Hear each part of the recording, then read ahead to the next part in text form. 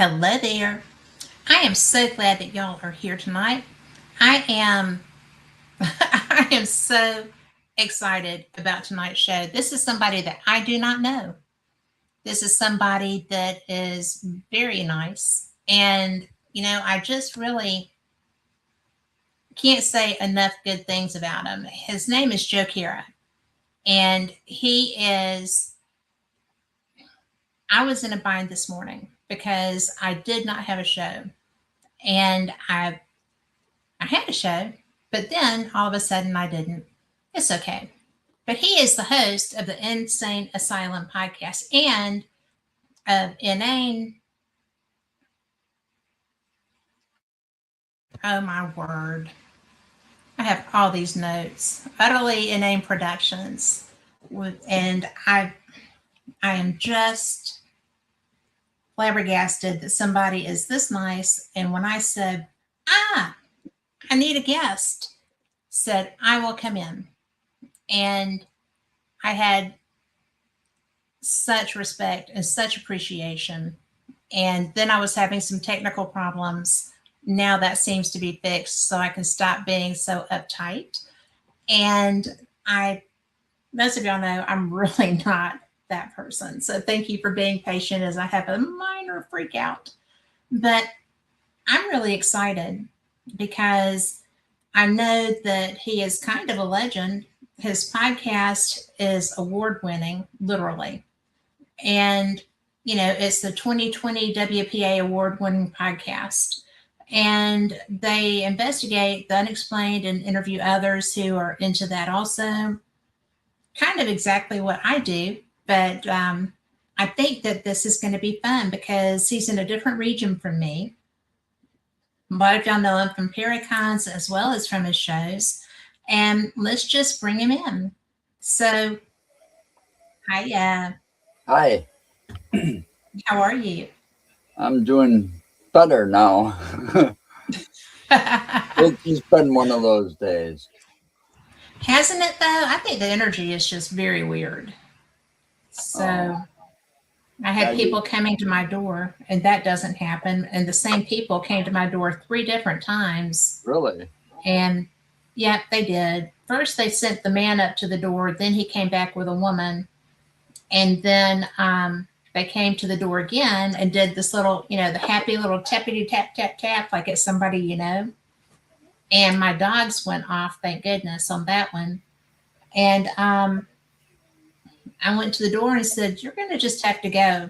And they were, "Oh, well, we're AT&T or whoever." And I'm like, no.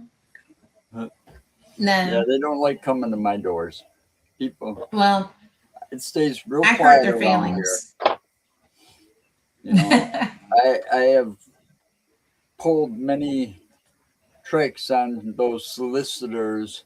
They come to my doors. They get and angry or like I'm possessed or something.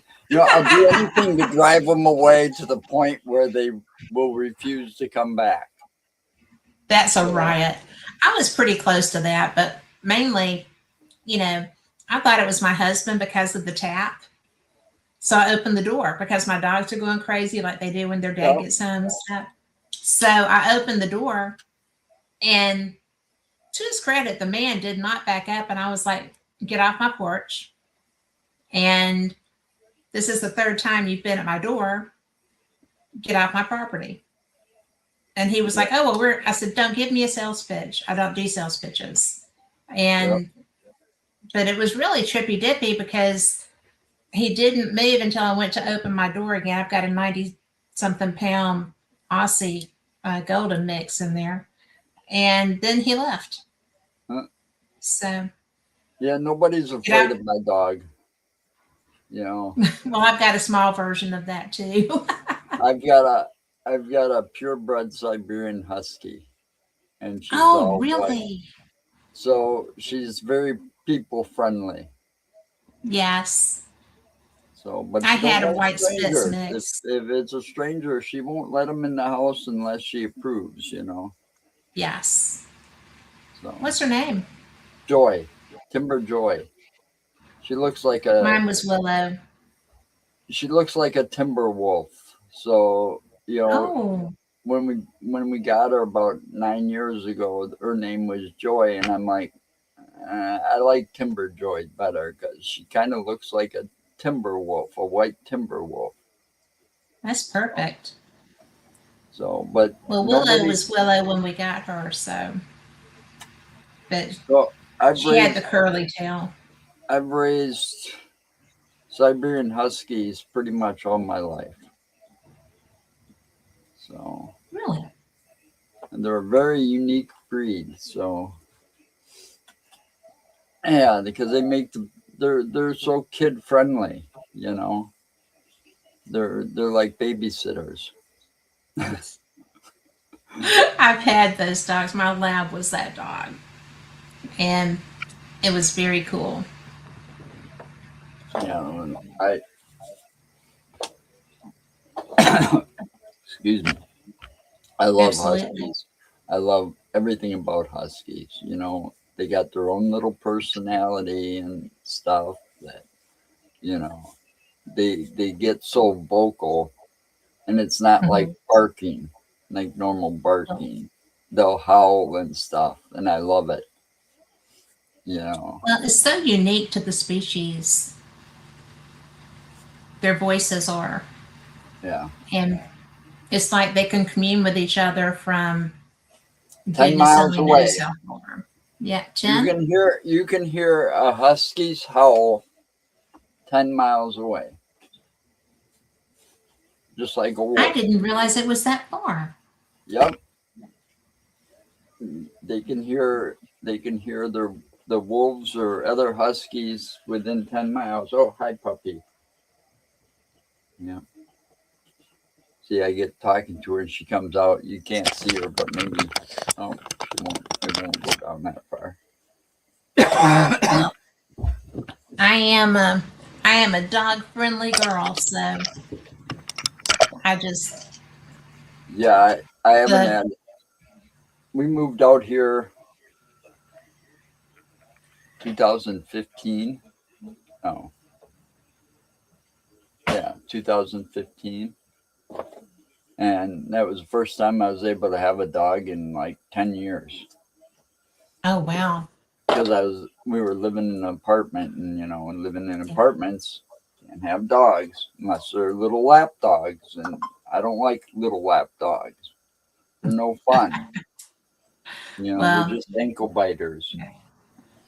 well, this we have a little dog right now, and well, we had two, and one passed away. But this one is a mini Aussie, and he was one of those free on the internet dogs.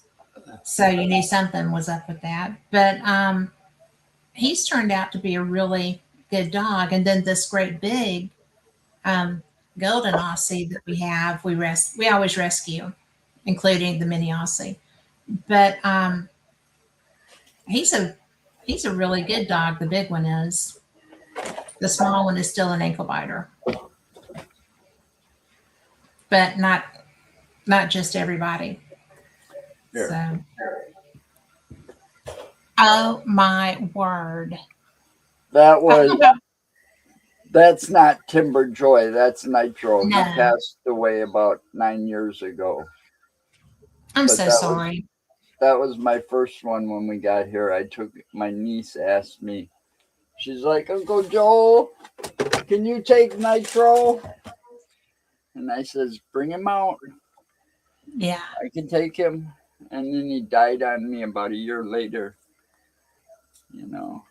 But he was like, the best thing that happened to me was getting a dog when I moved out here. And then when he passed away, it was like I never had that happen to me.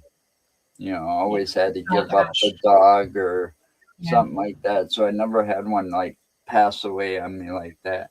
And I was so attached to that puppy that my wife like, oh, we got to do something. He can't be home alone without a dog, you Yeah. know. So we went to a husky farm and got Joy. So, but I don't have a Sounds like your picture. wife is a pretty good lady. Yeah, yeah. We've Pretty been great. married. We've been married since 2010. 16 years. Yeah. Valentine's Day. We make a We got good married on Valentine's. partnership. It's like when we do stuff, it's like we do it together. Like we cook, we get done fast, and we do things together. We make good team. Yeah. So that's what it is. That's the word I was looking for. Team. It worked. It does. So, You know. yep. Well, we got married the first time when I was 17. And now we got married. We divorced and remarried. And we remarried 20 something years ago. Yeah, I don't think So I could actually ever. 30 years. Yeah, I would never be able to do that. I had a bad first marriage, and Oh, I would never be able to go back to her. But everybody, I was like, we had no plans. I won a trip. Here's a good story for you. I won a trip. It was Christmas Eve, and I won a trip to Las Vegas to see Garth Brooks. Whoops. Oh no, I'm by myself. I don't like that. Is she still streaming? I apologize. My Oh, internet there you went go. out, so I had to stop, or you would have been talking to me going, Yeah, like okay. oh, But anyway, um, my on Christmas Eve in 2009, I won a trip to Las Vegas to see Garth Brooks in concert. mm, My oldest daughter was upset because I wasn't going to take her with me. And it's like, the last place I want to go with my daughter is Las Vegas, especially on Valentine's Day weekend. That right. that's just not going to happen. So, Wrong on so many levels. and I was already dating my wife for 4 years. Right. So it's like, let's go. So we went to Vegas, and everybody said, oh, they're going to come back married. And they were right. I mean, we had no intention of getting married or anything when we left.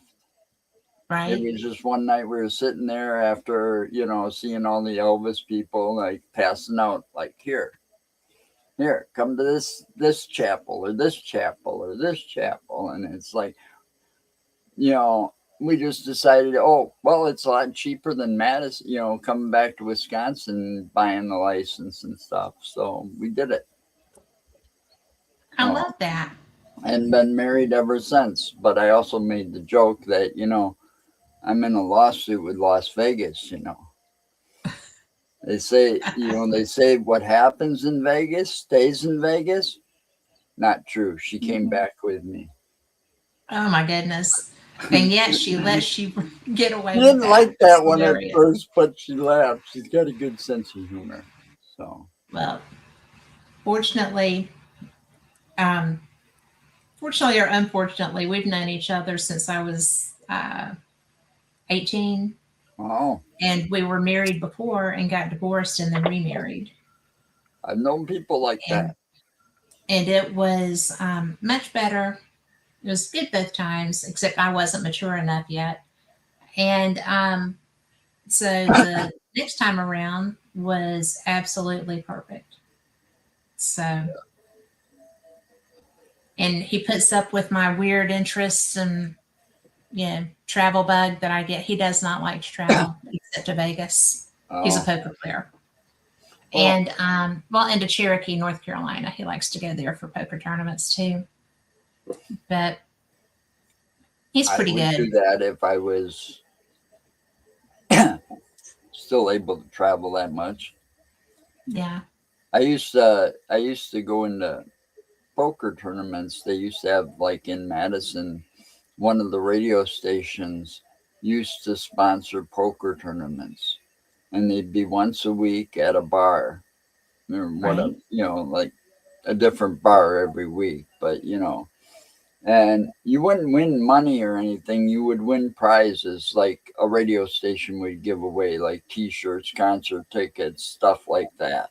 You know, and so I would enter those every time they come around. Yeah. I was good. I was real good playing Texas Hold'em. I grew up That's what playing he cards. plays. Yeah, I grew Yeah. up playing poker. My dad used Well, to sponsor poker parties at at the house when I was a kid, and they would be with all these bus drivers, so they all had a lot of this, you know, yeah. to toss around.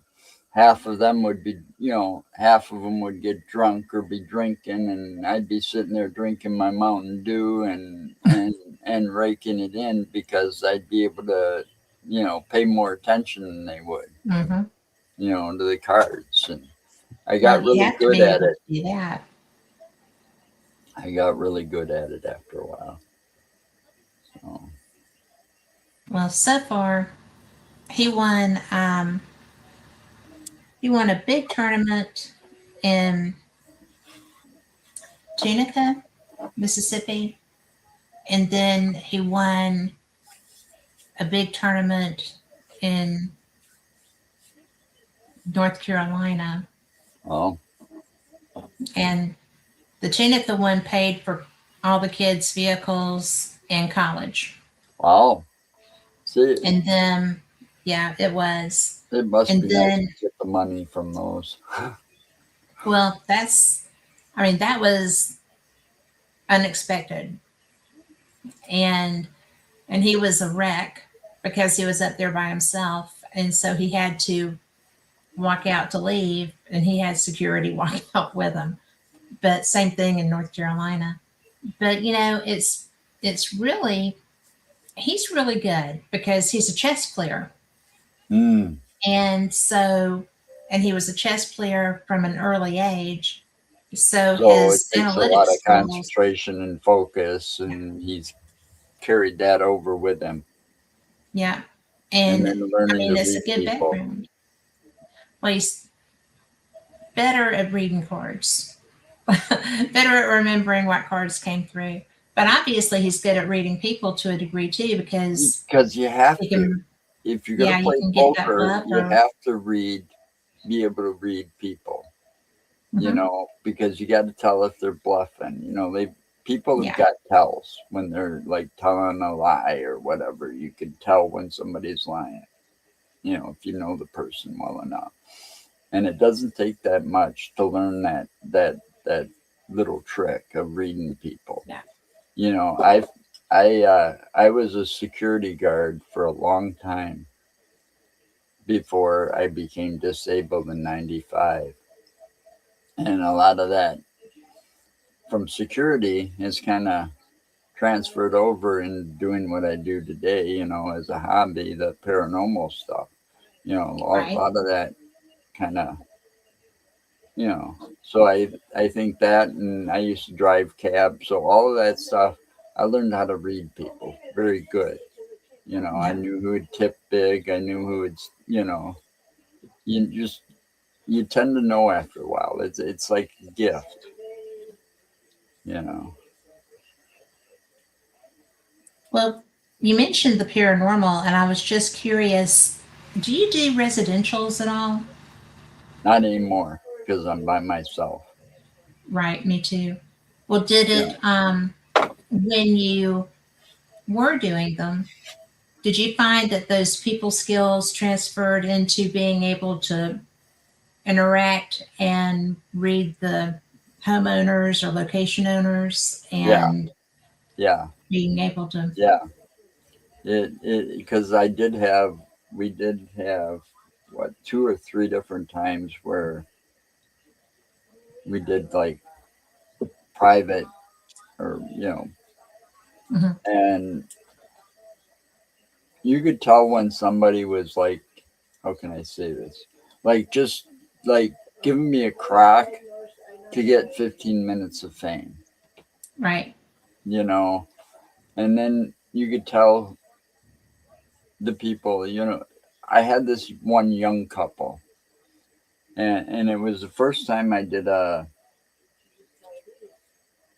private home paranormal thing, and I knew the couple from other things, but I'm sitting there and I'm listening to their stories individually, because I'd talk to one and I'd end up talking to the other one, and they were legitimately scared Right. of living in that house with all the stuff that was going on. You know, they had kitchen doors opening, lights turning on and off. The stove, the oven part of the stove would be open, the oven door would be open, you know, and Right. neither one of them did it. One was upstairs taking a shower, and the other one was in the bathroom brushing his teeth, and downstairs, and he comes in the kitchen and the oven door is open, or lights are on where there wasn't supposed to be lights on. Well, it took us a while. We had to bring in some other people, and it turns out that somebody died in that house, and it was like a kid, Oh, wow. and all he was doing it just to get attention. Because think about it, 10-year-old kid bored. I'm trying to get attention. I want you to notice. Sure. He probably didn't even know he was dead. But before we could go any further with that investigation, because we had a psychic come in, a very well known psychic type person come in. And she figured out that it was a little boy in the house, and his name was Tommy, same as young person the person that bought the house. They ended up moving out because they were too scared. They couldn't deal with it anymore. Oh, wow. And they haven't had anything happen to them since. Nothing followed them or anything. But that whole town where they were had a very unsolvable. It had like an unknown history, because the documents, everything that was documented, was like burned in fires during the time it Oh, was there. wow. So there's not a Oh, whole lot wow. of history of this little town. But we figured the whole town has got activity in it, because of Yeah. what we did find out. There it was right on the river, and there was a mill, like a lumber mill there. A lot of deaths happened at that time, but the whole town caught on fire. you know, and then there's no documentation, and there should be, but there was no documentation of the fire department even starting there, Oh, wow. because all of that went up in history when the Mhm. fire, it like burned down like twice. The town did. Oh, So, but they moved out because they couldn't deal with all the activity that was going on in that house. Me personally, when I was there, we didn't see much. You know, did you see any? we documented a little bit, but not as extreme as the cupboard doors opening or anything like that. We got the noises, like the footsteps you'd hear, because everybody was in the same room sitting at a table. Mm, So if right. we heard footsteps upstairs, you know, there was something, you know, it wasn't, nobody was up there because it was a normal house, two-story house. So, but they moved out before we could do any further investigation on that. They sold the house and moved out. And, I don't blame them, because she was pregnant and they were Oh, worried yeah. more about raising the family quietly and not having all the other activity going on. He's like, I would have loved to stay here, but I can see her point. Well, yeah, because one of the we did a residential location here when I was with the team, and it was, I mean, this house was so far out that I didn't have any idea where I was, and I'm from here. And Where's we here? pulled up, huh? Where are you from? Birmingham, Alabama. Oh, okay. Where are you from? Wisconsin. Oh, okay. My stepmom grew up in Madison, but I was born and raised around there. okay. So, So she is she is very Wisconsin. She's lived here a long time, but she's very still got the mindset and the mannerisms, and it's a definite personality kind of. So it's pretty cool. I like her. But when we went to this house, it was a beautiful old antebellum style house, a small one. And the lady of the house was there with a baby, and me and two or three other people were in the room, three other people besides the homeowner. And, you know, we're getting, EVPs, and we're getting, we can hear the communication. And all of a sudden, the man that was with us, that was sitting over to my right, just went rigid. And I'm like, what's wrong? And he's looking down the hall, and he looked at the woman, and he was like, do you have a child here? And I kind of leaned over to look down that hallway, and there's a little girl. And she was like, oh, well, she should be asleep. I'm like, you have a baby here and a child, and we're here to do a paranormal investigation with these kids here. Sometimes those things can get a little rocky. You shouldn't have children. Well, But, see, that's one of those reasons I don't do. Yeah. I don't like doing, because when there's kids and stuff, that's a lot of stuff that can interfere with what you're trying to record or get. Well, and also, sometimes spirits do not react well to a paranormal investigation. So then you've got that going on. And so this woman had two children pass away. And then the house that we were investigating had a fire in the kitchen because they had a reptile heater, the rock heater, their lizard. And so it caught fire and burned the whole kitchen. And I'm like, man, this is either stuff is happening or this is a Calamity Jane.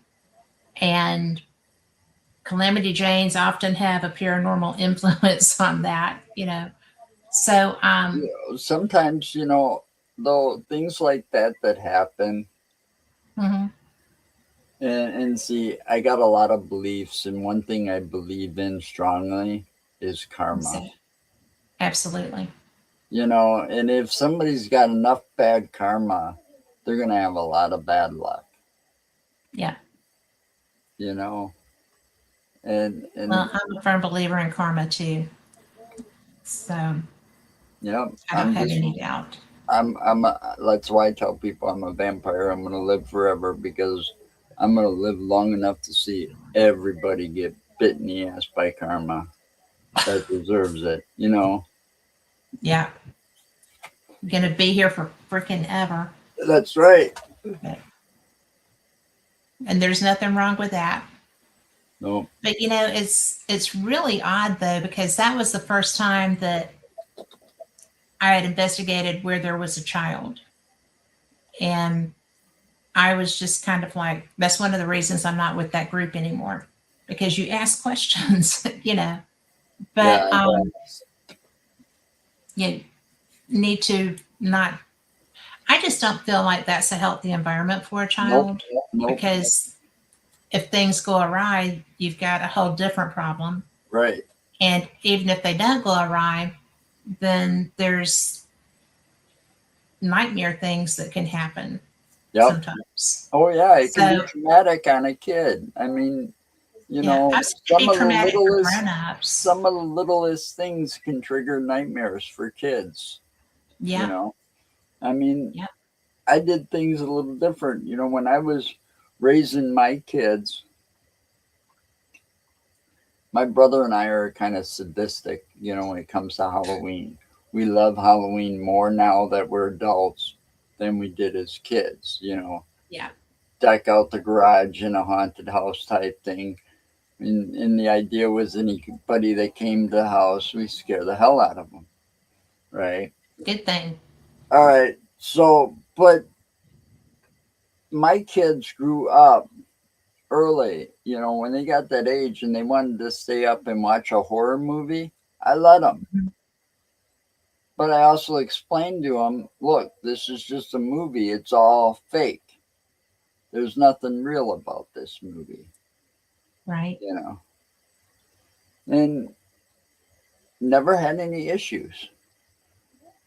I got into a very serious car accident, right? I was pronounced dead before getting to the hospital, Oh my right? gosh. And I was med flighted there. My daughter was hanging upside down. Now here's a story that you would only see or hear on that thing about superhuman powers. All right. Right. I just bought this car and we're driving along the main road between Stoughton and McFarland and Madison. It's like out in the country kind of area. My brakes went on me. They just I went to press on the brakes to avoid hitting a car that kind of stopped to make a right turn, and they totally went to the floor. There was nothing there. Holy crap. So, in turn, just to make the story go a little quicker, the car flipped and it landed on its roof when it was done. Okay. And I tore the back door off to get my daughter out of her car seat because she was hanging upside down.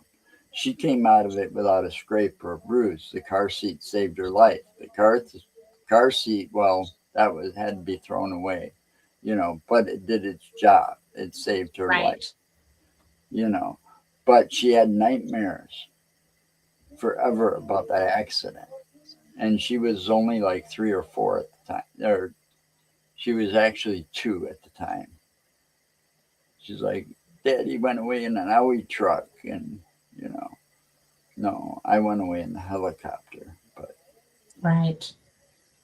she didn't know. I mean, but I did what I had to do. I tore the back door off this old Plymouth Volare and got her out, and then I passed out.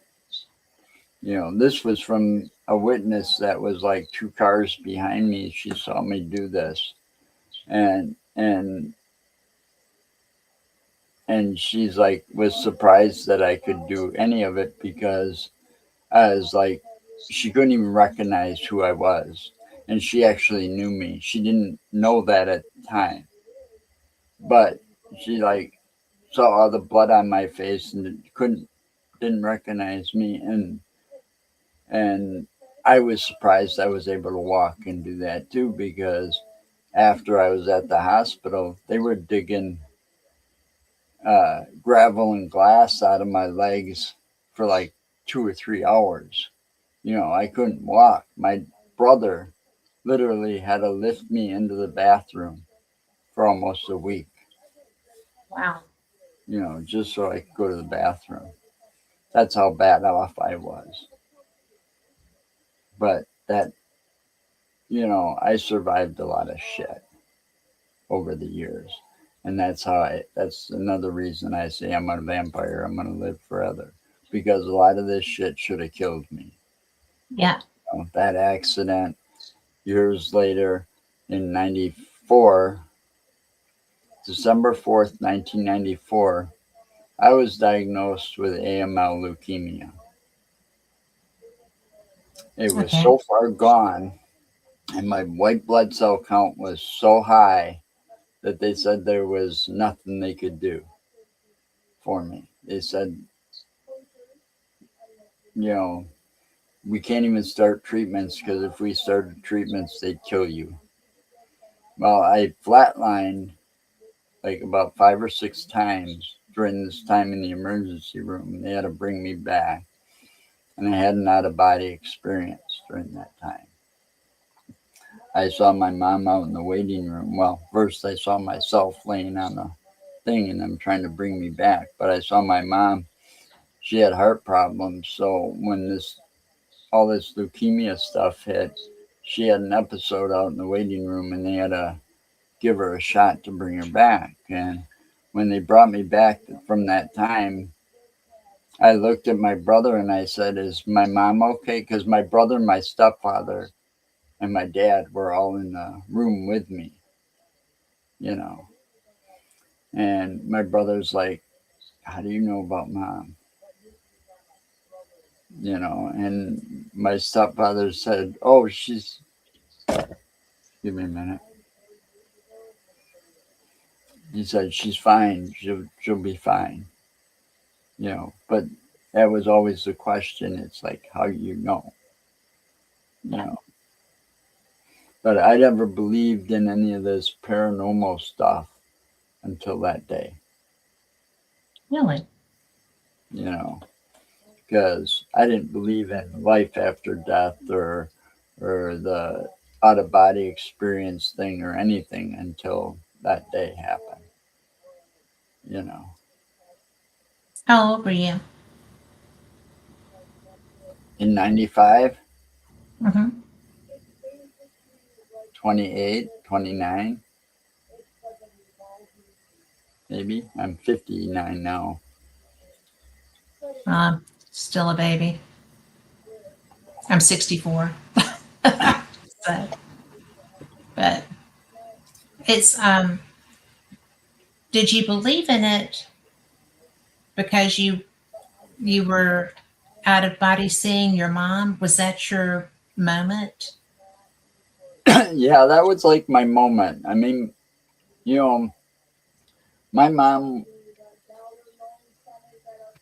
was one of these peoples that had a lot of health problems most of her life. So the heart thing and diabetes were always an issue. So, I was mama's boy when I grew up, because my dad was an alcoholic and a drunk and never around,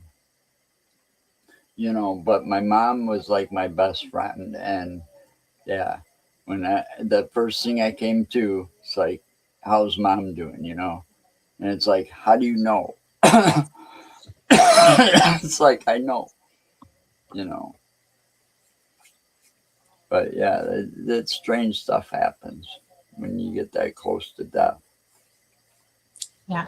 They told me when I was diagnosed, and they had to do, like I said, they couldn't start treatments. They had to do what was called plasmapheresis. It was new at the time. It was a newer technology at the time, and what it means is they did this using this big loud machine that they'd bring in your room. They'd hooked it up to the ports. They had like those, like, people with cancer. You've seen the ports. Yeah. Um, Yeah. they hook it up with the port, and they drain the blood, and they clean all the white blood cells out, and then it pumps it back in through. It's a recycling kind of Right. process. And they said if I survived that, then they could start the treatments. They basically told me I wasn't going to live to see Christmas that year. Okay. Glad they were wrong.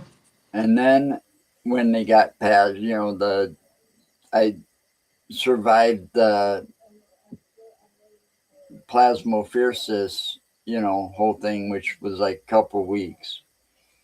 I survived that. Then they's like, okay, we can start the treatments and all that. And then I went through a bone marrow transplant. And I was lucky. I've got two brothers, but I've only got one that's a full brother. The other one's a half brother. And so my full brother, he was an exact match for bone marrow. So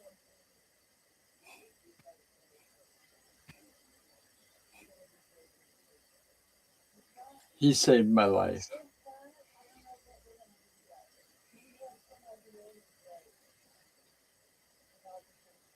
But the bone marrow transplant was only supposed to let me live an additional 10 years.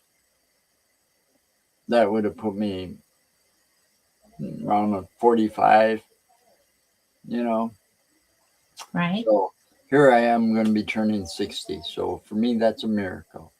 You know, I'm not supposed to be here right now. So, Well, there's a reason. that's what they tell me. Yeah. They always tell you that. But, but it's true because I'm absolutely certain that we all have reasons to be here. I don't think anybody is just random. And I think that I think that's brilliant that you're still here.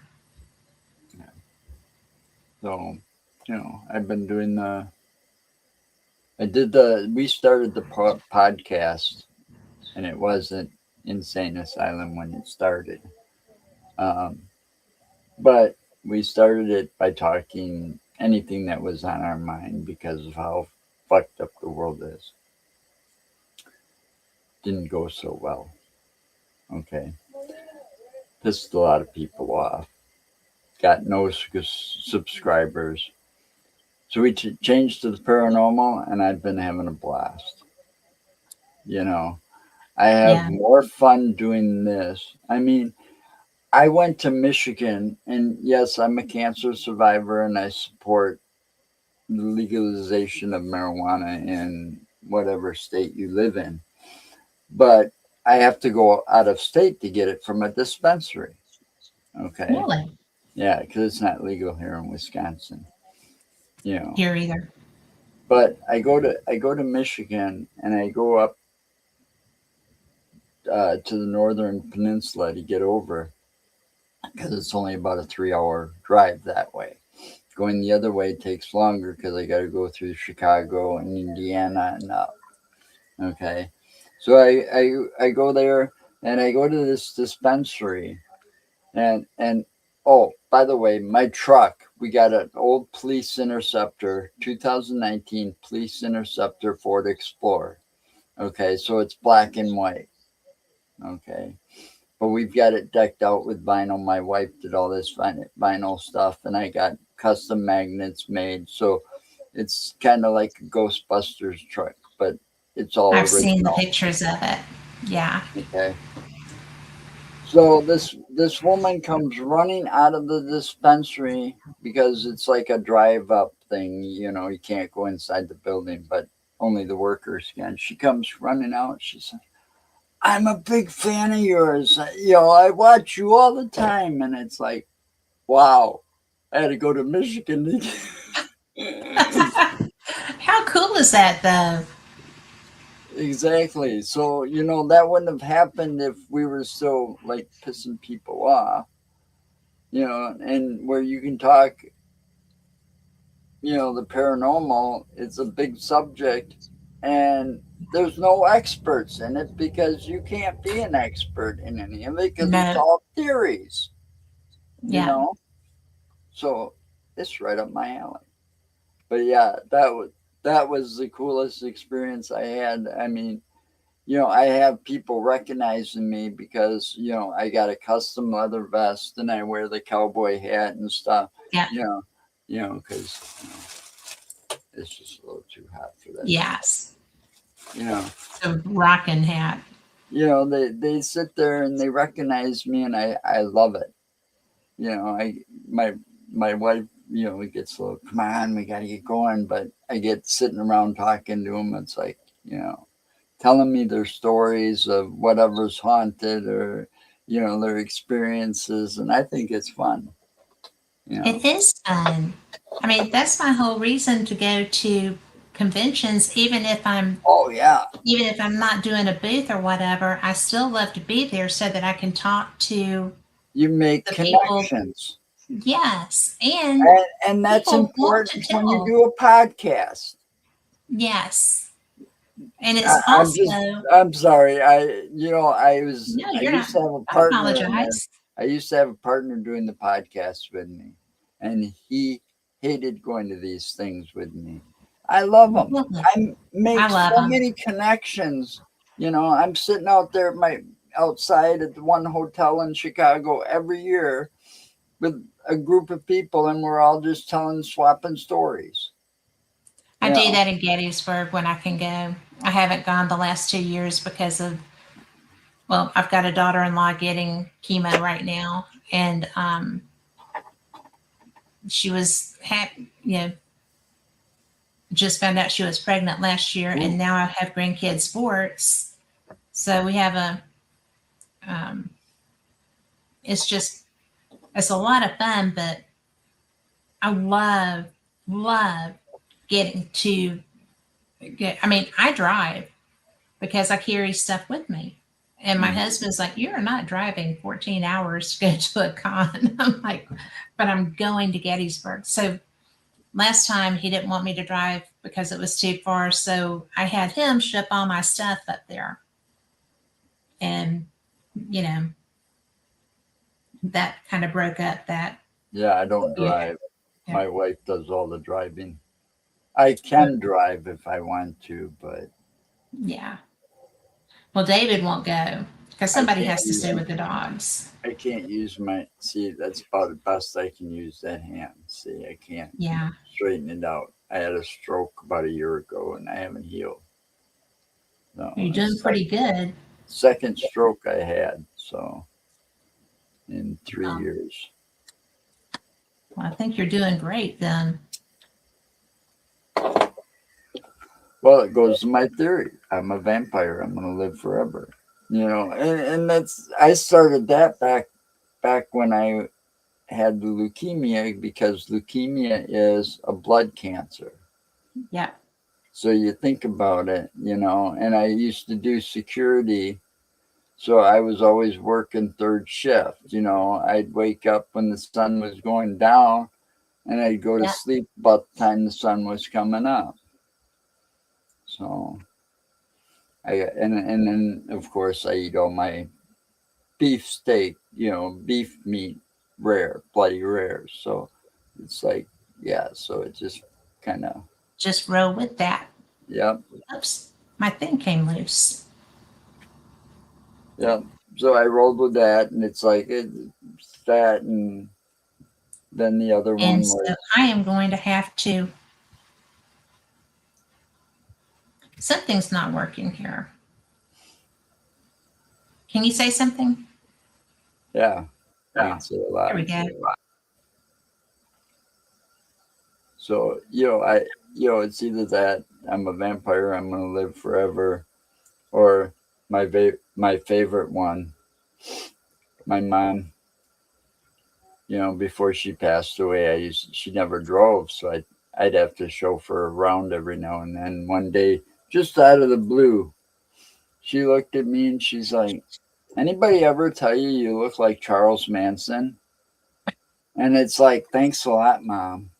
No doubt. No doubt. Oh my So goodness. I had a lot of fun with that too. Well, Charles Manson was not the first thing that came to my mind when I saw you. So, No, I'm sure it wasn't, because back then when my mom said that, I didn't have so much gray hair either. well, it really is just an interesting experience when you start thinking about all the things that we go through, the things that mark us, for lack of a better word, and um, just tried apparently to not let us play the way we would want to with our friends. Yeah. And yet we still managed to wish that we knew how to do things like electronics a little better. Sorry about that. But I'm trying to overcome all of my little gremlins that seem to be happening right now. I am in a new office, changed rooms and such. And this is my third week, I think, in here, Carl. Am I right? And it's still getting glitches. Well, It it drives happens. me. That happens. I mean, I know. I've been in the same room. I call it my office, but I've got a custom built computer. Yeah. And what I mean by that is this computer was built to my specs. I would have built it myself, but you know, my hand Yeah. won't cooperate. And this has been going on for over a year, trying to get my hand to work again. You know, I can't even straighten out my fingers. I can straighten out this one, but I can't straighten out this one. Right. You know, and before that, I went like 2 or 3 years almost blind because of cataracts. You know, and so I didn't trust so during that time I didn't trust myself to drive either. But it was always one of those things. It's like, well, you know, this might happen, this might, they say these things might happen to you as side effects to the chemotherapy and the radiation and stuff and all the treatments I went through due to leukemia. You know, cataracts was a possible issue. Well, I ignored it so much, I ended up having surgery in both eyes. Did you? Yeah. So I had cataract surgery in both my eyes. And once that happened, oh my God, I don't need the reading glasses anymore. I can see my computer just fine. I could work on this computer if my hand wasn't so fucked up, you know. It's frustrating. This is more frustrating than anything else. You know.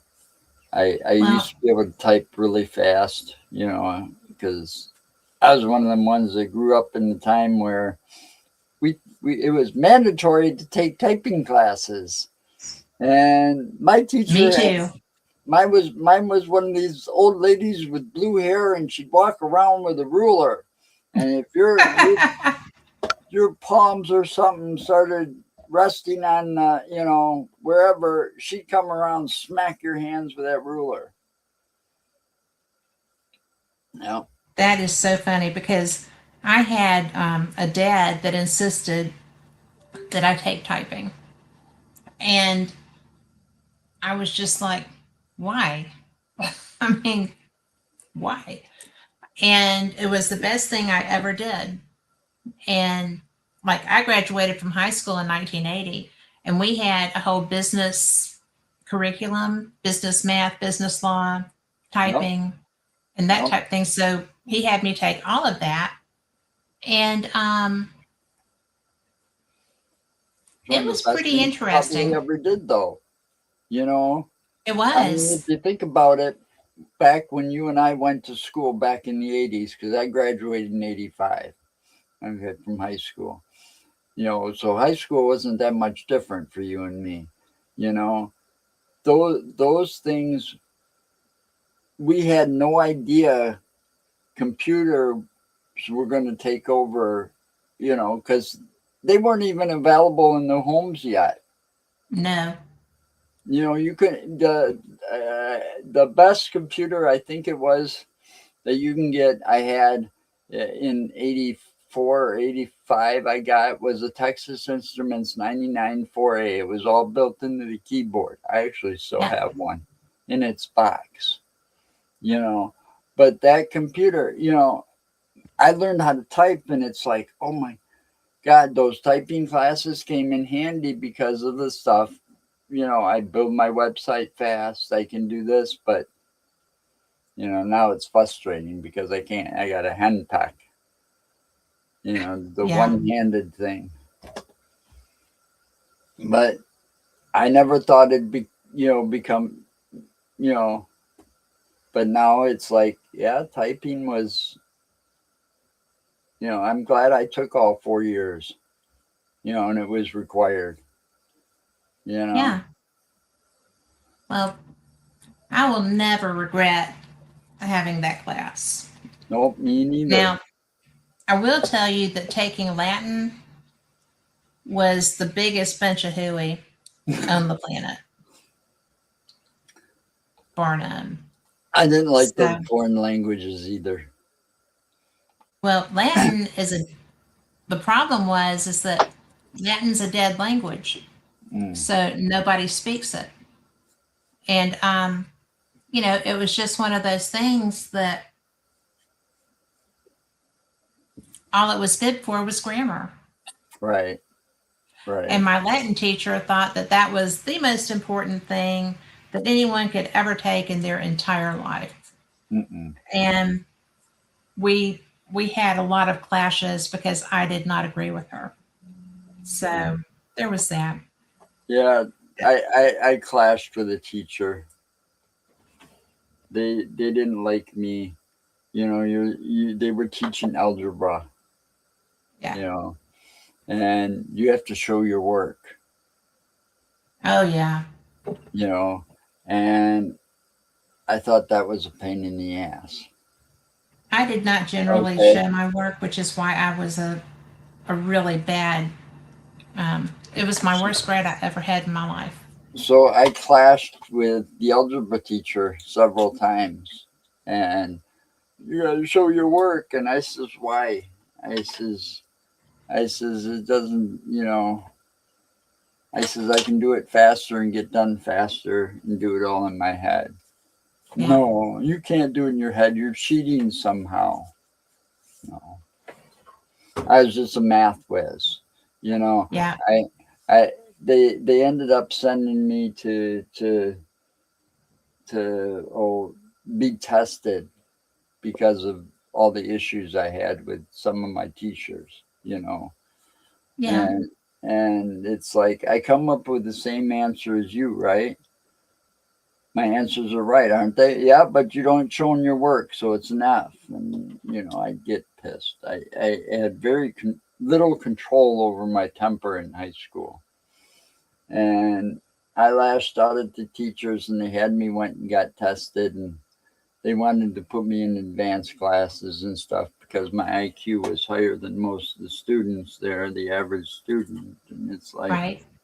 after that, the algebra teacher was told to leave me alone because I didn't want to go in these advanced classes because I didn't want to feel like a freak, Yeah. for my friends, with my friends. And I wanted to stay in the classes with my friends.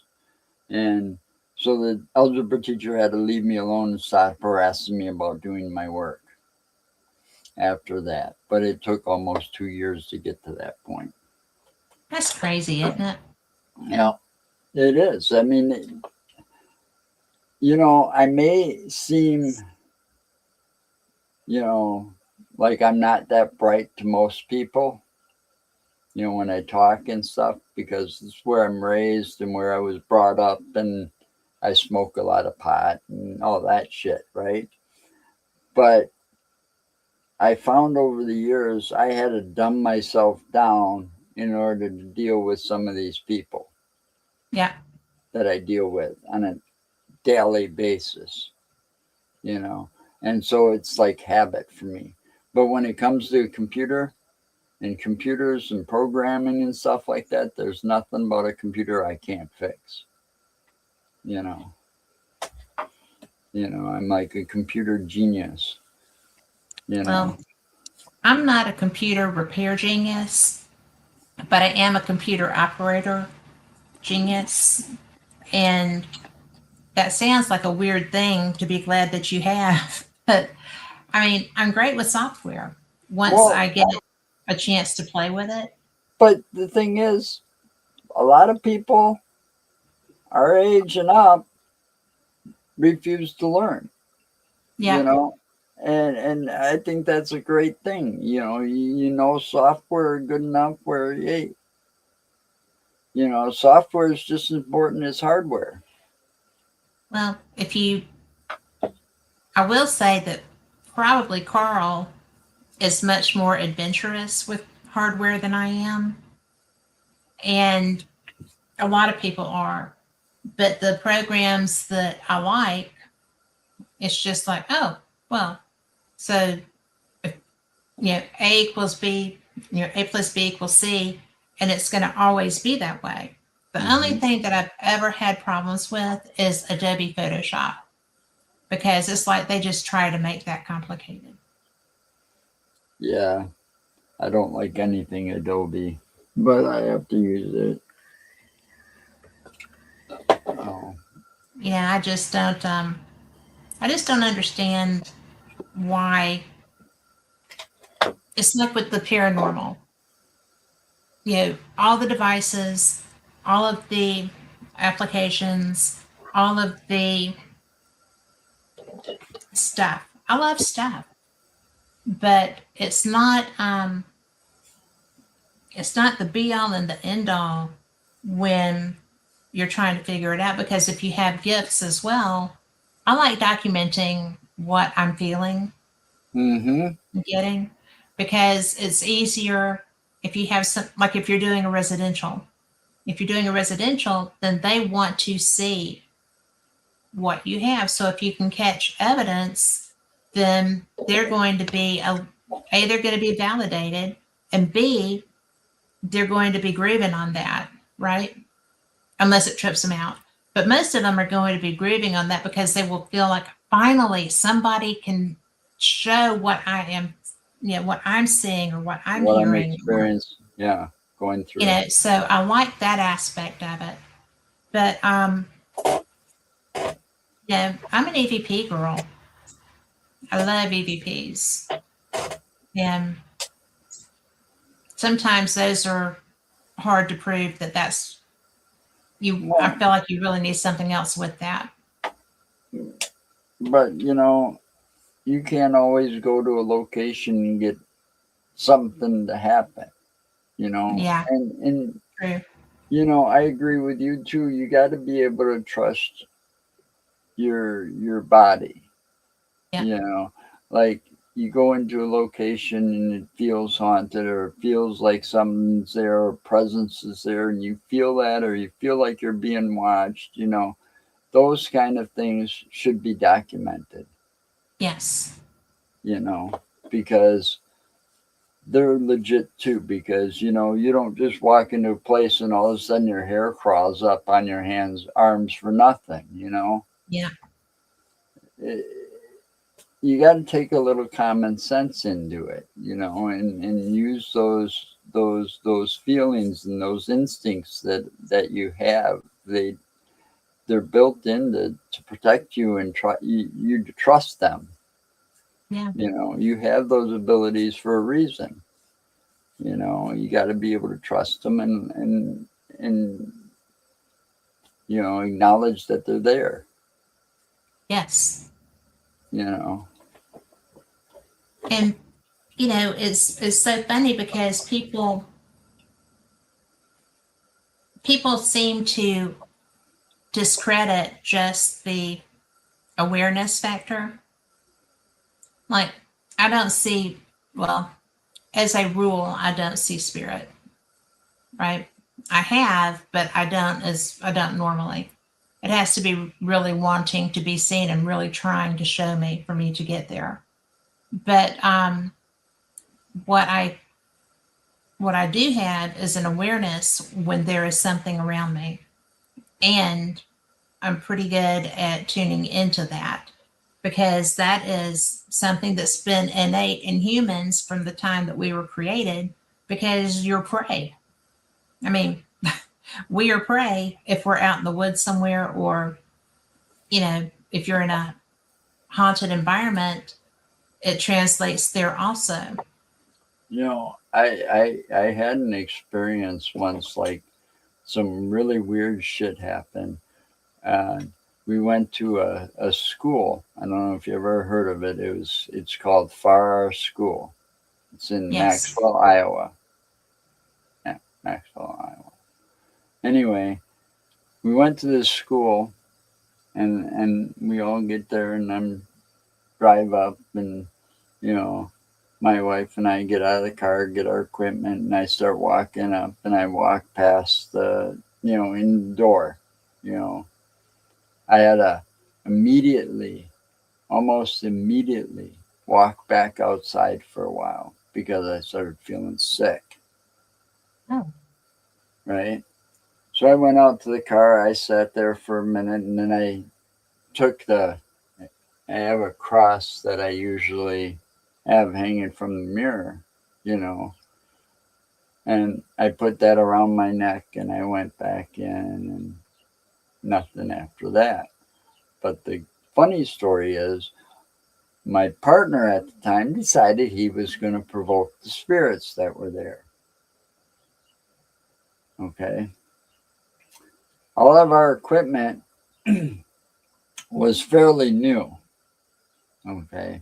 Basically, maybe a year old at the, because we just started doing this.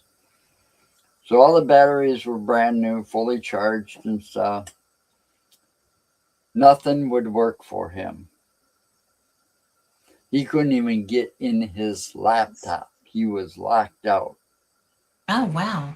And he knew the password. He says, I know this is a password. But it wouldn't open. It totally locked him out. Got home the next morning, tried his laptop. First try, he Oh got my in. gosh. And it was the same password he was using at the school. That's so insane and so a real thing. I Because mean, he provoked what was ever there. He had to yeah. do it. I mean, when we first got there, this place is so haunted and so active that when we were there was a gentleman with us because it was his idea to take us there, Dal Kazmarek. Okay. I don't know if you've heard of him. A lot of I people have. have, but he took us there and he's sitting there doing like this little history bit on camera for for what he was doing. So everybody was quiet. We're unpacking our equipment and stuff.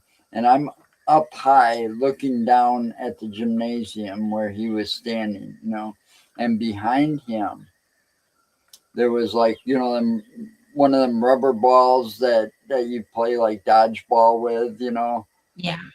the round rubber ball, just rolled across the floor. Nothing there, no wind, nothing could possibly do it. It happened right behind him, and nobody got it on cam because it was too low, and we weren't set up yet. That's a riot. But the place was very active, and I've heard that it is. he had what do you call it, a plasma box or something. Yeah. Anyway, it was his laptop hooked up to a speaker, and he was doing a session in the boiler room. And boy, we got a lot of different voices through that thing. And one of them happened to be a very angry man. Oh, And I knew it. I says, I was just thinking to myself that day, this isn't going to go well for Mark, because he provoked things. yes. Sure enough, all of his equipment failed on him, and his laptop got locked out. But yeah, it was a very interesting place. And Well, I have school. heard so much about there. I, have you been more than that time? Have you been No, more I than was just once? there that one time, and it was interesting because I want to go back. because there was a 150-year-old cemetery right across the street from it. Wow. So, and I kept picking up a lot of vibes from the cemetery, even though it was on the other side of the highway. You know, it wasn't a big highway, you know, like a major 4-lane interstate thing. It was like, you know, 2-lane highway, you know. Yeah. But still, I kept picking up a lot of bad vibes or something was drawing me. And I never did walk across the street to go over there, but I was drawn to it every time I was outside, you know, looking over that way. You know, so yeah, I do want to go back. It's one of those places on my list. Yeah. Well, I have a lot of places on my list. I have I've investigated a lot of places. I think that my favorite is in Ohio. That's like here in this country. But the one in Ohio is in a place that's right by Fort Wayne. And it's like 17 miles from Fort Wayne Airport to Paulding. And the jail there is called the Old Paulding Jail. Oh, I've heard of it. Well, one of my girlfriends owns it. Oh, And nice. probably the strongest, weirdest paranormal experience I've had was the still today was there. And I know I seem so sweet and quiet and southern and stuff, but I ticked off every spirit in the jail. And then I got ticked off because they were messing with my computer. And then things just kind of went downhill from there. But it was the strangest thing because these those cast iron, I guess they are cast iron doors, like in jail cells, Oh, yeah. you could hear them slamming back and forth, and I'm looking at them and they're not moving, right? And I was trying to do a live show from there. This was back in the day, and I had a producer that was listening in, and he was messaging me, and he said, "Yeah, I'll let you know if you need to leave. Just keep going." And a few minutes later, I mean, because I was getting mad because I mean they're messing with my computer, they're just being obnoxious. They thought I was obnoxious too. Really, I shouldn't have been where I was, but um, yeah, it was. I got a message. I was using what Skype at the time. It was just audio, Oh, and Skype. yeah, and the the message I got was get your computer and get out of there now. And I'm like, I'm not done. I was so mad. And I was like, I'm not done. He was like, pick up your laptop if you want it and get out now. And so we went into the kitchen and she had one of those portals, the Steve Huff design. She bought the design and built a portal. And Nice.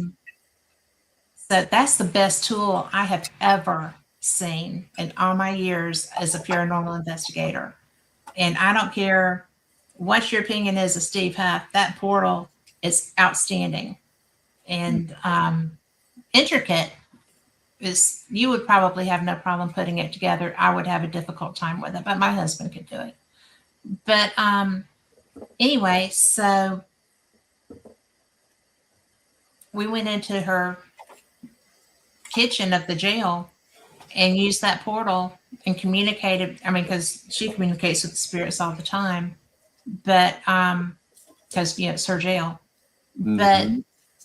she was like, I invited her here, and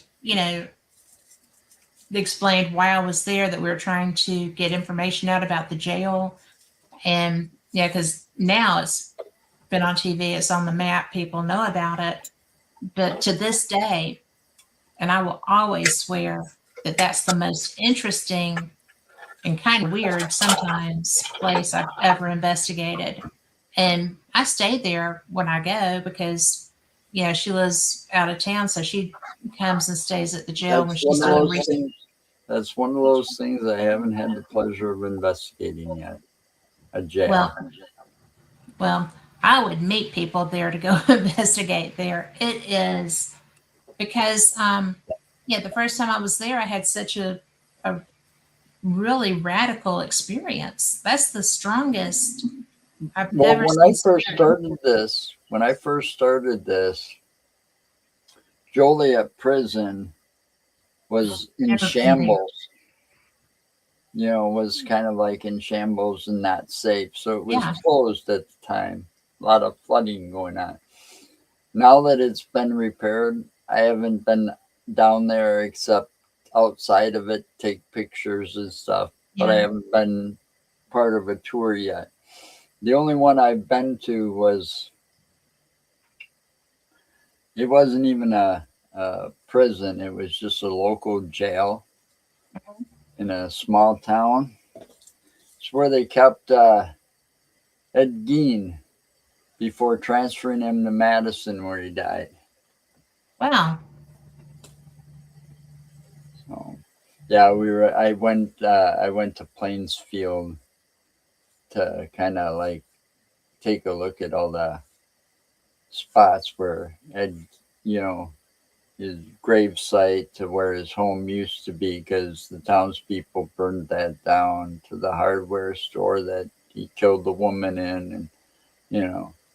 But you got to be very careful in that small town of Plainsfield. You don't mention him. You don't let people know what you're doing, because if they find out, they'll ask you to leave. Really? Yeah, yeah. They're very touchy when it comes to him. Yeah. Well, You I know, guess I but can understand that though. but think about it. All right, Ed Gein, he only killed maybe a couple of people. Okay, he was basically robbing graves and making things like chairs and lampshades out of human skin from the graves that he robbed, right? Well, But he'd have to I be mean, robbing fresh graves. That would be weird. well, he did it anyway.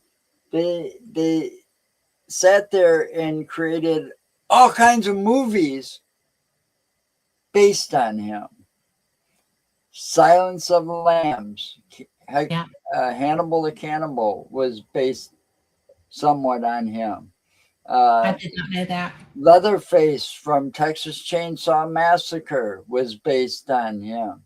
Psycho, Bates Motel was based on him. A lot of movies were based on Ed Gein and that whole story. So people come up there in the Plainsfield for a lot of the wrong reasons.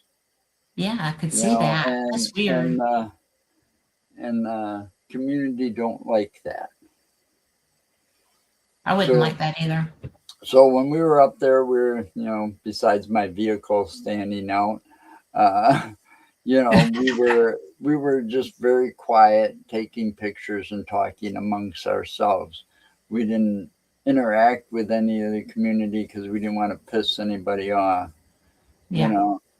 But you can't go out to where his house used to be. You can't go out to that property because you ain't gonna see nothing but empty lot, because they burnt Yes. that sucker down to the ground. You know, um, but yeah, I like going to those places too. Like the ones based on like the serial killers or stuff like that. But man, that was the one and only time that I was scared in a town, because we were being watched by everybody. Oh, wow. You know, I'd have been scared too. and I'm like, wow, they are. I was like, come on, are we ready? And I was with Dale Kazmarek, and he loved telling stories, and loved really telling the history and stuff because he knows all this stuff. But it's like, I think we're overstaying our welcome. I wanted to get out of there as quick as I could. But then we got to the jail, and that was a totally different experience. At least we weren't in Plainsfield anymore. But you know, he was. We got to actually go into the jail cell because they kind of kept that plus a couple other cells, of the building. They kind of it didn't all stay at jail, but you had like 3 cells or 4 cells. They kept it intact, some of it, and you know, but oh my God, that town, I tell you, it is. I mean, Chad Lewis has a book on, a lot of books on the Wisconsin stuff, and when it comes to Plainsfield, he wasn't lying. They don't like it when you come up there. That You is so wild. you know. But there's a lot of fun places around Wisconsin. I have yet to go to, or go back to. I'm like really big into the cryptids. I love cryptids. So I did 2019 to about 24, once or twice a year. I went to what Barnaby Jones has dubbed the Skinwalker Ranch of Wisconsin. Okay. Cool. And I went out there in search of the Beast of Bray Road. Okay. And if you don't know about the Beast of Bray I Road, do. well, just in case, it is a werewolf-like creature, right? And I've been fascinated with that one for ever since I heard it. Because it is truly possible that people are either misidentifying something, and it's not a werewolf, but maybe what do they call that? Sasquatch. The Native Americans have a word for it. It's like a shapeshifter.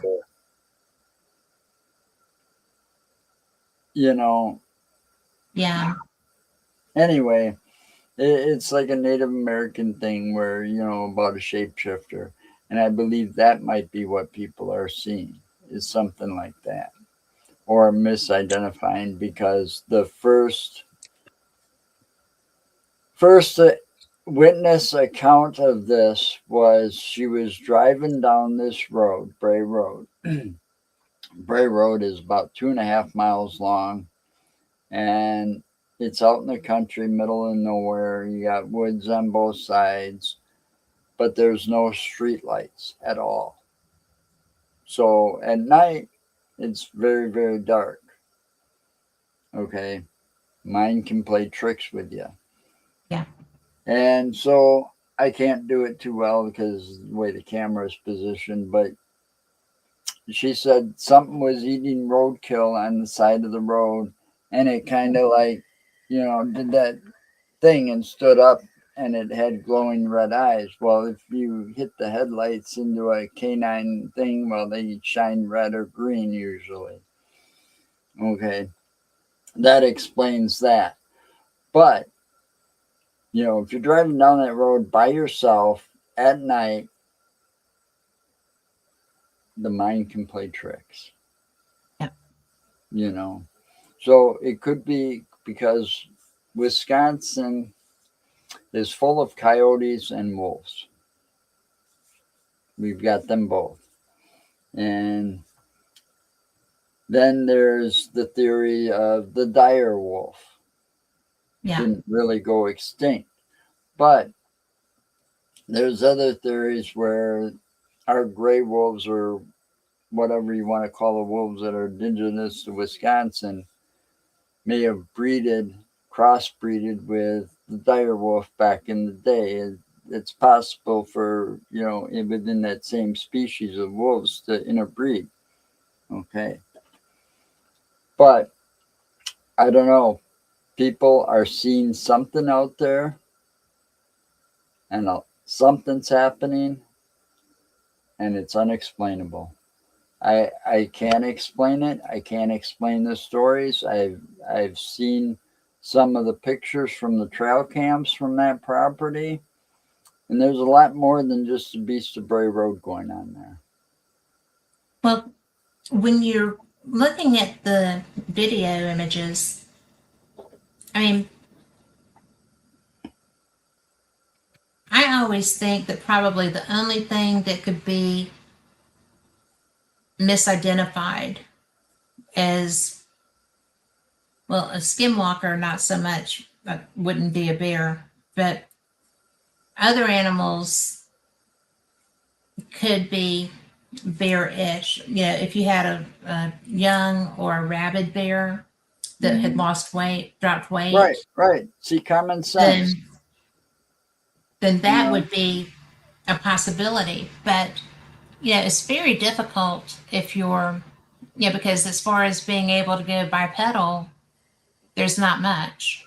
right. And see, And that's the thing that's kind of stumped me is everybody says that it's bipedal, yeah, but you know, at that time of night, and you know, with that kind of darkness, the mind can play tricks, it especially if can. you're by yourself out there driving the Yes. road. You know, so a wolf getting up on its like, you know, kind of like doing that thing, you know, because it's eating roadkill and it all of a sudden gets startled and it kind of looks up. That could Yep. be, you know, and then it runs off. Oh, it stood up and run off. See, there's you see what I'm saying? How that I goes, do. I agree you with you know, too. and I've watched. I don't like watching a lot of TV, and I'm kind of, you know, Yeah. they say, you know, you don't want to meet your hero and stuff like this, and you really don't. Yeah. And uh, but there was a TV show. They did their thing out there on Berry Road, and I Yeah. watched it. You know, The Beast of Bray Road. It was like 2 or 3 episodes, and it was Josh Gates and his team. Yeah. I was very disappointed. You know, they caught eye shine on the road in a tree and said it was the beast. No, it was a raccoon. Even I could tell that. Yeah. You know, and a lot of other people that watched it later, you know, we were talking about it. Oh, it was a raccoon or something, you know. Don't tell me that, tell that, you know. But in that area, that same area, there are a lot of Bigfoot sightings. Okay. Which also the Elkhorn takes up a good portion of the, or not Elkhorn, the Kettle Moraine Forest takes up a good Yes. portion of the state. Well, Okay. you know, Linda Godfrey used to live Yeah. right there I wish where I would have met her. you and me both. She was very big into Fate magazine, and she and Phyllis were running buddies for a long time. And I really wish that I had gotten to, well, I did get to meet her, but to be able to sit down and have a conversation and just chit chat. And Rosemary Gully, also, you know, one of Phyllis's running buddies, wonderful woman. And I just got to meet her just for a little bit at the Battlefield Bash. And, you know, but, but Linda lived right there off Bray Road. And so she was always getting in there on those Well, investigations through there. the the property that I went to was owned by Lee Hampel, Okay. and she wrote her book and kind of disguised his name the first time around, but after a while he said, just let it go, you know. So, but yeah, I wish I would have gotten a chance to meet Linda Godfrey. Um, Yeah. there was what was that last Milwaukee Paracon that happened? It happened all online because of COVID. Okay, and her her son and her did a story on the black cat of Big Cat Mountain. They did a documentary on it, and that was featured during that thing. And that was during the time I was, hoping for COVID to get over, and she passed away before I get a Yeah. chance to meet her. But God, she seemed like such a great lady, you She know. did, right? And fearless. Oh I yeah, mean, and I would get tickled like on Facebook, she was, something would bring her like little animals, like yep. stuffed or plastic, like little Gumby kind of animal. She she wrote that book. She dubbed it. It was her that named it the Beast of Bray Road because of Yeah, her article in the Elkhorn Times, I think it was, or one of those local newspaper things that she yeah. wrote for, you know. But her and her son did this thing in this documentary, and I wanted to get to her and ask her questions, not so much about the Beast of Bray Road, but, it's like a Black Panther Yeah. roaming in the state of Wisconsin. DNR says that's impossible. You know, local Yeah, I law do. enforcement will say it's impossible. There's a place in Wisconsin, and I learned about the melatonin disease, whatever, one causes out, one way it goes, they're albino. The other Right. way, they're all black, right? So, what a panther is, because it doesn't exist, is basically a leopard or a jaguar with that disease, right? Mhm. Which is a large feline. Feline. All right. We don't have those here. They're not native to Wisconsin.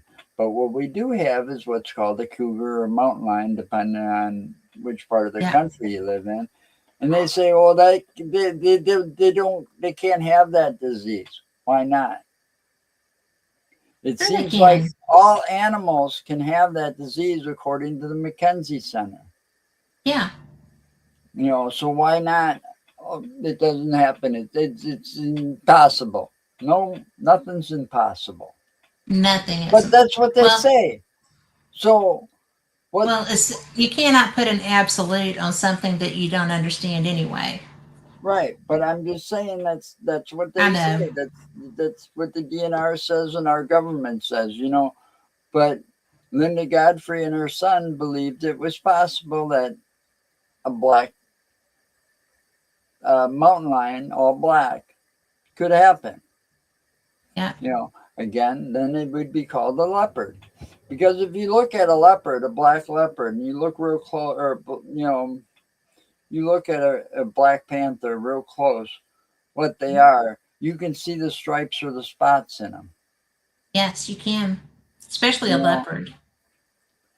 you I know, mean, the tiger, I think, is a little bit harder because most of their stripes are black anyway, but the leopards shine through. I mean, you have to get on them. You have to look at the pictures closely. But right. I've seen images that were just like, oh, that's a leopard. But they've got images, people got images from their trail cams and stuff out in the Hillsborough area. And you can look at that picture and know that it's not an overgrown house cat. Right?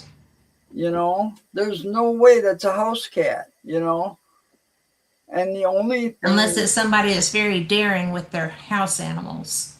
right, I mean, you know, but I mean, seriously, you can't.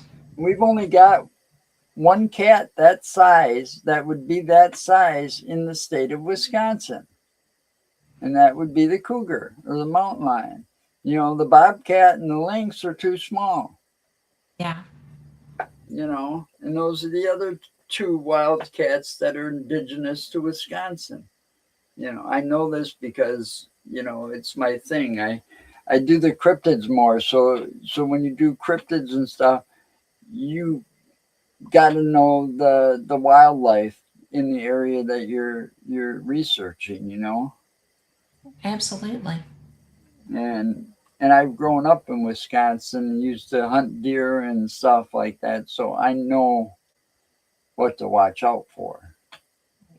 You know, I know what's here, but man, I don't know how to explain the Beast of Bray Road. I really don't. That's one I don't know. And Well, Bigfoot's another one I don't know. And those sightings have been going up a lot around a specific highway. You know. but we're taking over the environment. Mm-hmm. We're moving them out of their environment. Every interstate that we build, every town that gets bigger, they're losing their environment. It's just like any other. And then they gotta move because they gotta find the water resources or the deer where the deer are moving to. Yeah. And and you see all the roads going through cutting through the forest, and some of them are going to have to cross those roads. Yeah. And that's specifically where a lot of the sightings are, is across this one highway that runs right through the kettle moraine forest. Okay. And they see a lot of Bigfoot crossing there. I have yet to go out and look for Bigfoot yet. That's one cryptid I have. Yeah, I have not actively gone seeking that, but where I live, back, when I was younger, when God was a child, one of my girlfriends grew up on what's called Double Oak Mountain here, and she is native, and her family lived out there, and they they lived alongside Bigfoot, and you know it was nothing to see them. So and she is I think she's in her 80s, so that would have been a good while before I started dating. And there's a road that used to go out there. If you got taken out to dinner out there, you were a very hot date, because it costs money and gas to get there, right? But it was so interesting to me that when she was talking about growing up, they would leave food out, or they would have stuff brought to them, and it was just like part of the community. Yeah. The interaction was like part of the community. And I mean, her whole little area was made up of family, native people, family. Well, yeah, And and it's like if you didn't bother them, they wouldn't bother you so much, and that's another but they thing. would interact. Right, They'd still interact. But see, some of these witnesses, Bigfoot was attacking my house, or Bigfoot attacked me, and it's like, I think you're just searching for fame. The ones that are more believable is that, oh, he was staring at me and stuff, and I went to move to get my camera so I could snap the picture, and he was gone. Now that's more believable because, I don't think Bigfoot is aggressive. I think they're more of some kind of watcher. Well, they're just trying to live. Yeah. I mean, they're just trying to live too. But how are they going to learn about us without observing? Yes. So they got to they observe how we live so they can learn how to stay out of our way, or yes, see it's like a give and take there, but they got to learn. Because we're not all the same. Obviously there's a shit ton of prisons overcrowded here, a lot of bad people, but they get to an area and they because they got to move because of their environment getting taken down by us. They got to learn each time they move. And how they going to do that? But watch and observe. And I don't think they're somebody that I don't think they're something that would harm us with intent unless we did something first. Exactly. I, they will. My understanding is they will defend, Well, yeah, I'm sure they but defend they're themselves, but it's more like they'll run off before they, attack. yeah. I've never really heard of. Well, I've heard a few stories like that, and yeah, but I don't as a think rule, those people are too credible either, you know. well, yeah, because as a rule, I think that they try to avoid contact Yeah, they do. because we're not the friendliest species. I mean, you know, it's we're Well, not the friendliest who species. knows what'll happen because I've noticed since I've done this since 2019, I started doing the paranormal thing. And each year, it seems like there's more and more sightings of Bigfoot happening. More and more, oh, we saw a UFO or something like that. It's because everybody's got a computer in their pocket and they're taking pictures now. Yeah, Some of them can be credible, and I think some of them are just out searching for their 15 minutes of fame. And it's or getting harder and harder to define which is which sometimes, you know, it's true. because everybody is seeing stuff that they can't explain in the sky. And I think a lot of it's real. I do But too. whether it's a test of our military or whatever, the government, or somebody just coming in to visit and see how far we've advanced. If I don't think that's another thing. People are, oh, they're going to invade us. I don't think that's easy. I think we're too primitive Yeah, for other species that has the capabilities of interspace travel like that to even worry about. They come in, they take a look. Oh, we don't have to worry about them yet, we've and then got a they ways go to go. away. I agree with that. You know, I mean, because we don't have that technology. Yeah, we somewhere along the line, somebody's dreamed it up, and it's went on TV, and we got Star Trek and all these movies, right? Yes. But you don't see that. We haven't. We barely explored the moon, Mars. We haven't really gone much farther. The only way they've gone Why do much you, farther is with those telescopes. I have a question. Okay. Why do you think we haven't been back to the moon? I don't think we were in the first place. No, I don't know. I don't know. I don't think there's anything there. I I don't think think there it's is now at all. I mean, they've said life on the moon. I think it's just a uninhabitable planet, that don't Well, have it's life or might have some life form or whatever. But I don't think they want to waste their time. yeah. They need to go further out. Well, we put all this equipment on Mars and just bypassed everything else to get to Mars. Hmm. And I don't understand. Well, they're not too bright. Some of Well, them. It's like the government's not listening to the scientists. no. It's like,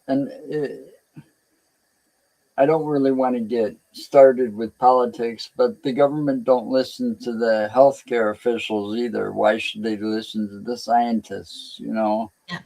They don't want to. They want to spend the money lining their own pockets. Than putting it to good use and researching things that need to be researched. Yeah. But I just think that it's such a it's such a random place to have started Hmm. with our exploration. But it was also the closest. Yeah.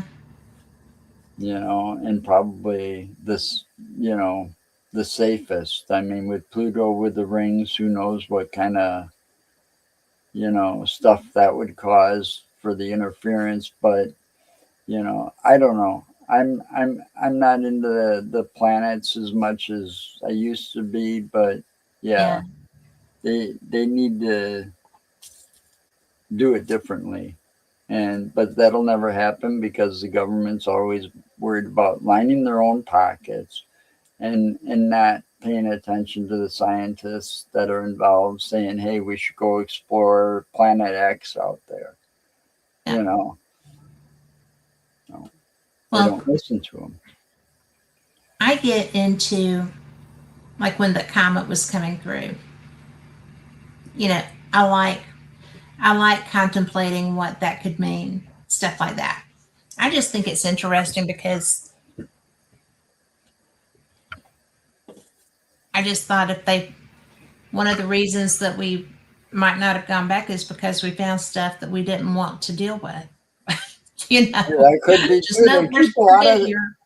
They keep a lot of secrets too. The government, and they keep a lot of secrets from us. I mean, some of it's just coming out about other things. Yeah. And it's, oh, you're not ready for all of this that we know. Well, I beg to differ. Maybe we are. Yeah. You I know, think we are. but that's who they are. They're like trying to decide what we need to know and what we don't need to know. And it's like the government. It doesn't matter where you are in the world. The governments are always going to keep things from you. Yeah. Even though we're Because the people paying for the research. they think you're gonna not, overreact or panic or whatever their excuse is, but it's an excuse. They're gonna keep it from you. And that's why you got all this information about UFOs coming out now, and you got, but it's like, oh, these FBI files, oh man, but they get released and they're still redacted. I know that drives me nuts because I'm nosy You and I know, want to know. I hate I see that redaction. stuff all the time, and it's like, they not like when like a big crime. You watch all these documentaries on a crime, right? You watch like Bonnie and Clyde, for example. They were like one of the most famous, bank robbers in history, right? Yeah. And there was all this stuff released, and then it's like there was plenty that was kept secret. But now that it's like 2000s, and oh, we can release that, we can let that go because it's not so much of an embarrassment anymore, you Yeah. know. But the reason that Bonnie and Clyde took so long for them to be caught, because they were always driving a faster car than the cops, and I saw that happen. He's like, there was an ex FBI agent was that you know was with Josh Gates, and he's like, look at this. This is what the police drove, and this is what Bonnie and Clyde drove, and they had a race out on dirt roads, straight, straight, straight as they could find. Right? He left that police car in the dust without even trying, Yeah. and it's like, see, but that didn't come out in the earlier reports. You know, they keep that stuff because it was an embarrassment to Yeah. the FBI. Oh, you got hurt. You know, I hate that. It hurts their pride. So what? Yeah. But you got to let the facts out there, for people to get the Well, if you real don't, story. well, I mean, we're seeing now what not putting all the facts out there coming back to bite people. Mhm. And, that's a whole nother conspiracy. But, you can't catch the bad guys if you can't catch the bad guys. Yeah. You know, you gotta be able to stand a fighting chance to be able to catch Right, them. So, right. and But yeah, we still have that though with our, with our protections and things that prevent bad guys from being locked up. There are things that people will twist to make it. People will violate rights in order to put the right people away. yep, But I've seen that. I've seen that happen a lot. I've seen that too, and it's just so interesting to me.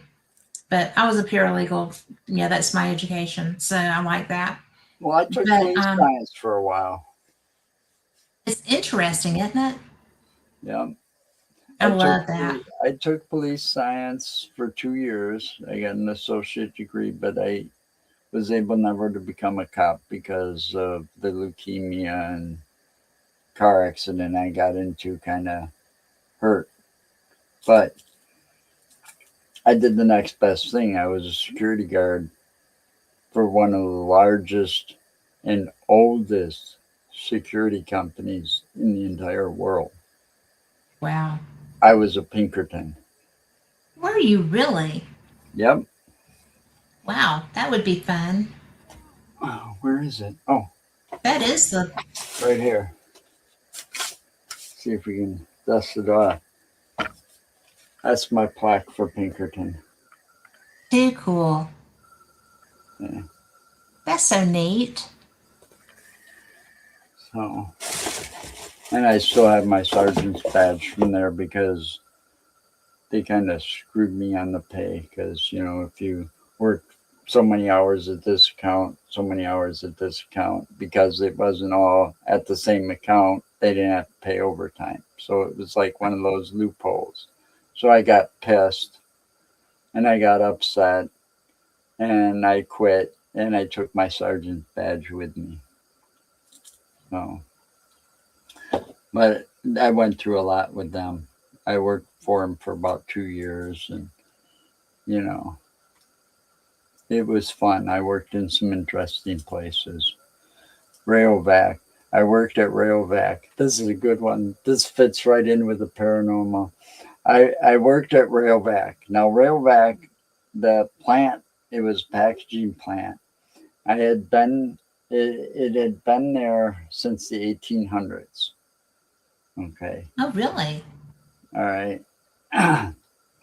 And it had a thing, sign set outside. It said the date, 18 something. Anyway, that it was Railvac started or whatever. So anyway, I was working there as security, and I trained this new person, and I got a call. I lived right across the street from Railvac. Okay, at the same time I was a supervisor. I lived right across the street. I get a call at 3 o'clock in the morning, and the new person is like crying on the phone, scared as hell, all the Oh, way in the no. back of the building. It was haunted. She saw a guy. She said she saw an apparition dressed in Civil War gear, like Civil War type outfit. Like, So I'm going, what do you want me to do? She's like, I need help. I need you to come find me. And so I went in and I got got up, went in, I had to walk across the street, had a key, got myself in, and I walked all the way back. And I didn't realize it because she woke me up at 3 o'clock in the morning. I was wearing a camo t shirt, right. like a camouflage t shirt, right? I get back there and she freaked out and she started crying. And she's like, take me to the front door. And she just got in her car and left and quit.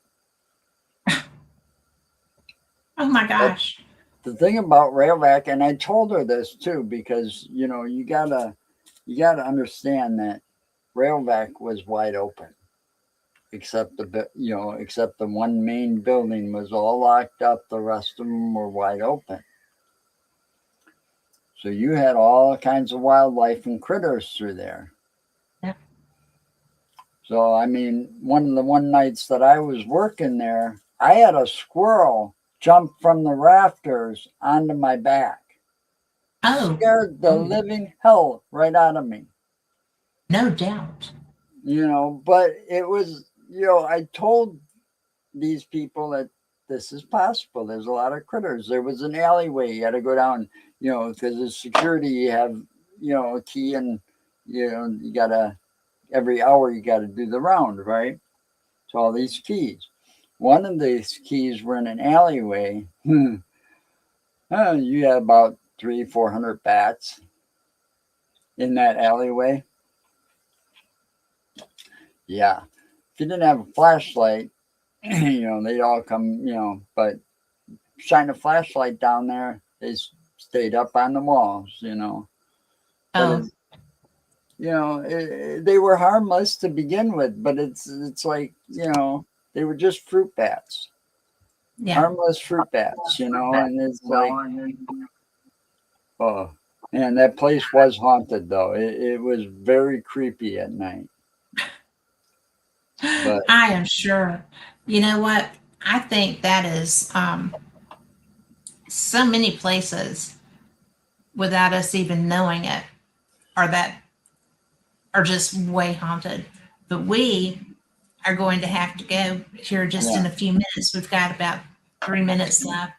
oh, But I'm always amazed by what's haunted. And then I'm mhm, always shocked by what's not too. yeah, So things that look like they should be don't have any reports. yeah, So doesn't yeah. mean they're not. Just It's nobody's just talking nobody's about it. had an open mind enough to actually see anything happen. Yeah.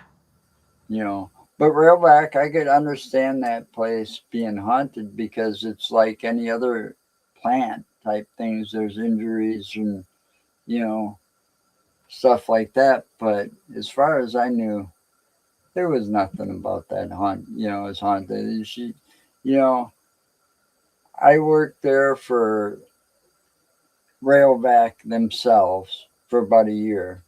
And then I worked there as security, head of security, for about 2 years.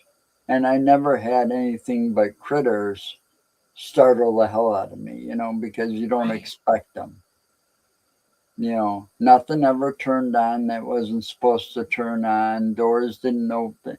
It was just little critters up in, squirrels or possums or raccoons just rustling around where they didn't need to be, making noises.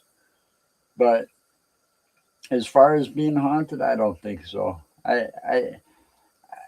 They had such a safety record from OSHA and that if you would have looked back into that plant's history, nobody would have died there that I would have known of. Nothing would Yeah. have caused. It wasn't Native American land that they built on, or there wasn't nothing supernatural about that piece of property. you know. But if you look in Well, some of the other places, you know, some of the other places I've investigated or worked at, yeah, there's a good possibility, you know, building on cemeteries, like poltergeist. yeah. Oh, we moved the cemetery and we built here. Yeah. They flooded the cemeteries here when they built the river system, the lock system here. And man, there's some stuff. You have to come back on with me sometime to talk about Oh, some of that stuff. yeah, anytime. But but but we have got to go, or we're not going to be able to rebroadcast any of this. And I have had so much fun with you. Thank you for coming with me. Thank you for having me. And it's been a great conversation. And for everybody who has listened, will be listening, thank you so much for being here. And we will see you next time. Same cat time, same cat channel. And I'll see you Sunday night for Fate. Good night.